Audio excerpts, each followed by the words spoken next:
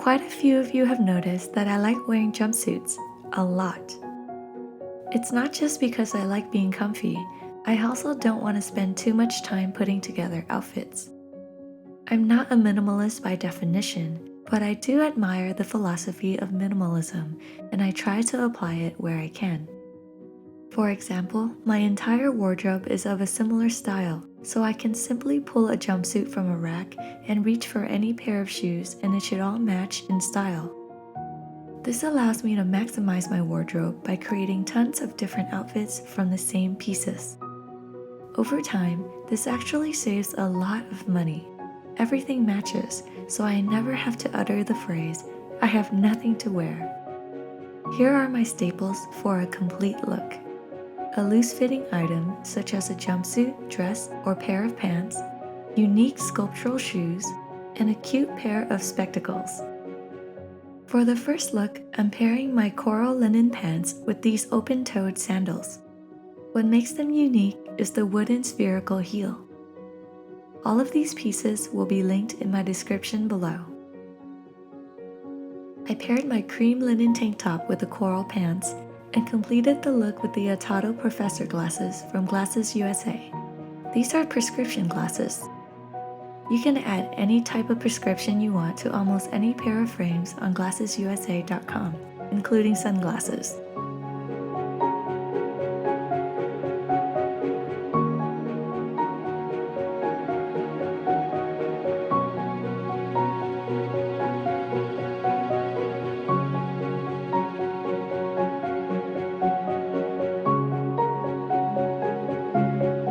My second outfit is even more relaxed than the first, with this camel-colored midi skirt.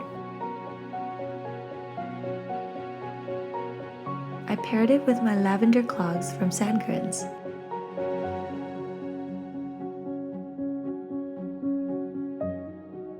I also tucked a silky white tank top into the skirt to create a loose waistline. For glasses, I chose the Revel Lambert. It's the perfect addition to a sweet and straightforward look that requires almost no effort at all.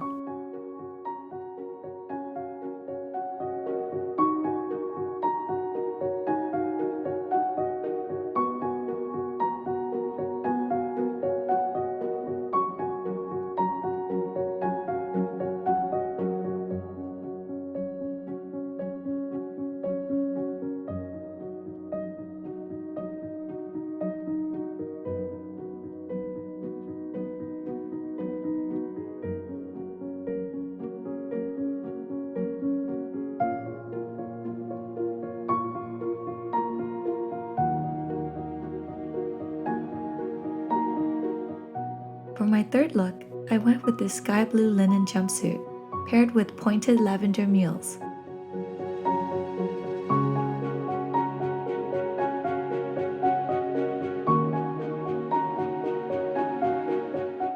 Underneath the jumpsuit is just a simple white tank top from ASOS. For the frames, I went with Barbara by Amelia E. I didn't know of this brand until I searched on glassesusa.com, but I absolutely fell in love with it. It's easy to shop on their website because I can try on any frames I want with their virtual mirror tool. I just click on Try On, upload a headshot photo of myself, adjust the image to my liking,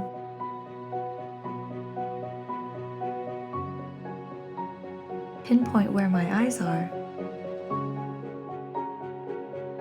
and voila! Now I can try on all the frames I want to make sure it looks good on my face before I make my purchase. There are more than 4,000 styles available, including designer and in-house brands, so you'll have a lot of fun trying out all the beautiful designs. My fourth look is just a coral version of the blue linen jumpsuit. I paired it with my burgundy fringe mules from Tom's.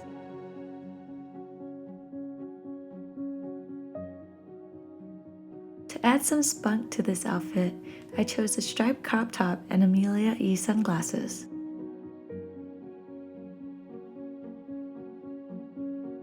Since we're just staying home though, I replaced it with these Barbara spectacles instead. My fashion sense used to be a world apart from what it is now.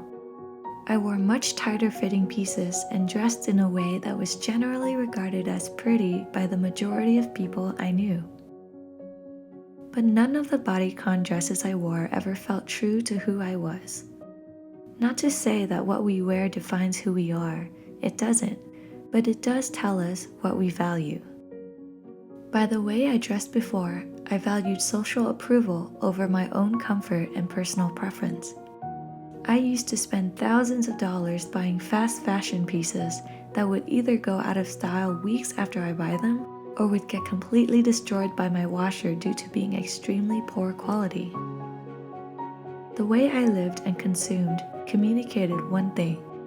I wanted the instant gratification of social approval. But I hit a point where I realized that clothes shouldn't define me or anyone else. We are all made in the image of God. Imago Dei. There's something innately wrong when people look in the mirror and hate themselves for how they look. Did you know that you were made to look like your Creator?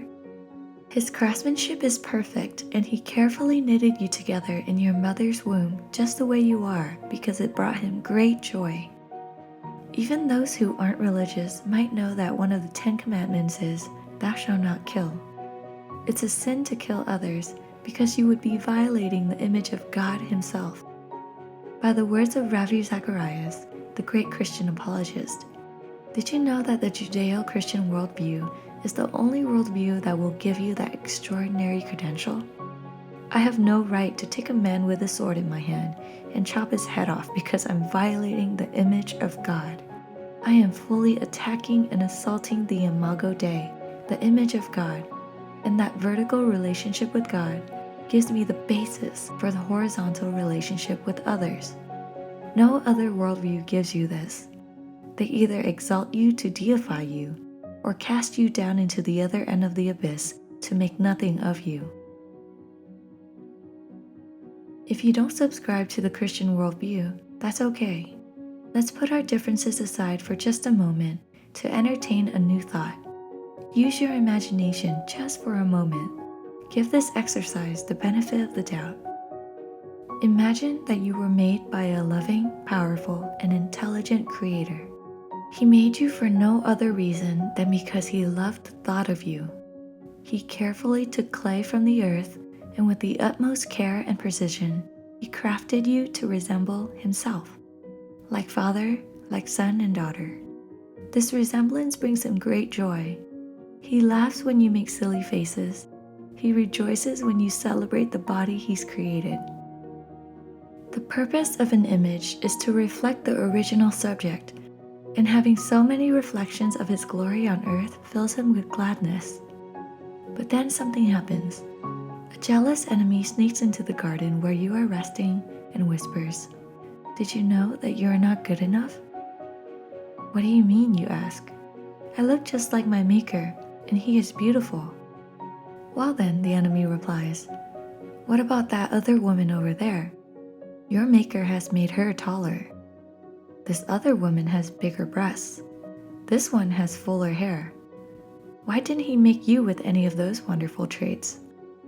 You shoo him away and try to forget about these thoughts, but you just can't help but wonder, did my Maker cheat me out of good traits? Why didn't He give me what these other women have? You quietly store away these thoughts in your heart until they manifest into one misguided belief, that you are not as beautiful as His other creations. Do you know why the enemy was successful at subtly changing your self-image? It's not just because he pointed out other people's assets and traits that you don't have. It's because in doing so, he takes your focus off the Creator and onto creation. The Creator was the sole standard for all that was good and beautiful. He made humanity to reflect Himself in all of His diverse glory and beauty. Each person, with their own unique traits and characteristics, gives us another angle of what God looks like. It's like looking at different images of the same subject. The subject himself is beautiful. Therefore, by default, the images are beautiful as well. How does it change your view of yourself to know that you are a direct reflection of divinity? How does it change your view of others? For me, this realization made me want to respect my body a lot more and take better care of myself to honor the one who made me.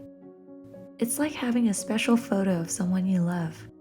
You only have that one photo of them, so you want to take good care of the photo. I'm also more careful about how I talk about others because they too are reflections of my glorious Creator. We're all just different angles of the same beautiful subject.